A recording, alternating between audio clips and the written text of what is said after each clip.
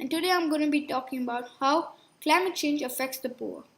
Imagine living in a world with vast deserts, hotter summers, and wildfires everywhere. That is how the world is going to be if we don't act fast.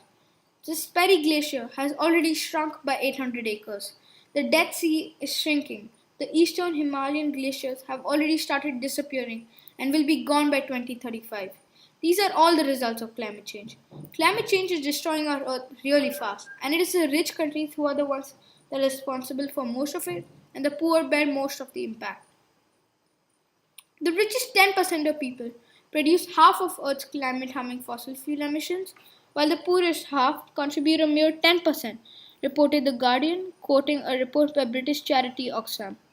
Oxfam estimates that the world's richest 10% of people have carbon footprints that are 60 times higher as the poorest 10%.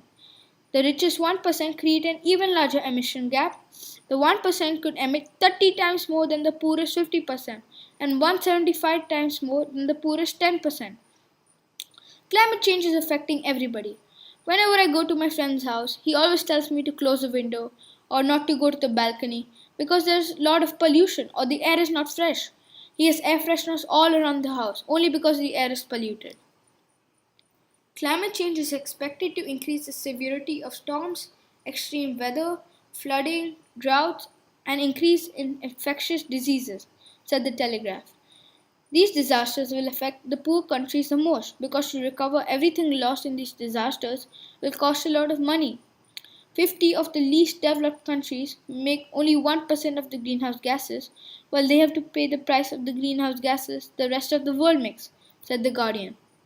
When there is a climate change, there are disasters like floods, heat waves, but droughts in particular.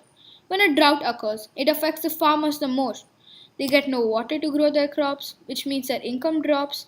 This leads poor farmers and their family further into poverty. It also lessens livestock and produces food shortages. Because of food shortages, the price of food increases and might eventually lead to famine.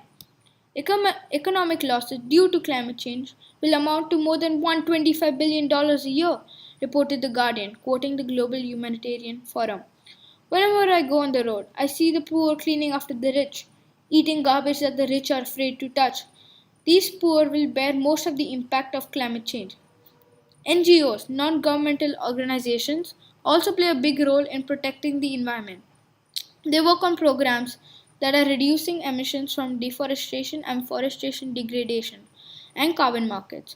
They also work on adaptation projects like rainwater harvesting mechanisms, growing droughts and saltwater resistant crops, and ecosystem restoration.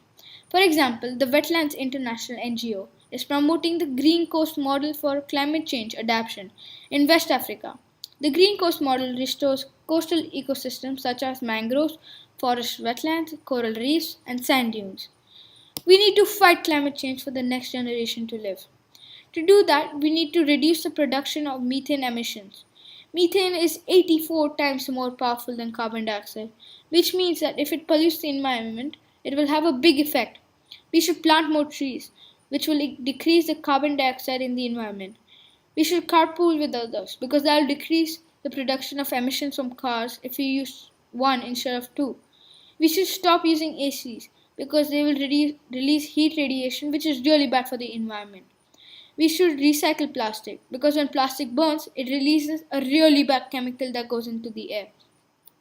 I have chosen this topic to learn more about it and increase awareness about how the rich pollute the environment, while the poor need to pay the price. If we cannot control the climate change around us, small children or even adults won't be able to live a full life if this continues. According to One Day's Wages, if in the next 25 years emissions are not brought under control, temperature will increase and there will be more health problems, 20 million more people will fall into poverty, 75 million more people will be displaced by climate change. Climate change has already affected 300,000 people and is affecting 300 million more people. What is to come could be much, much worse if we don't act fast.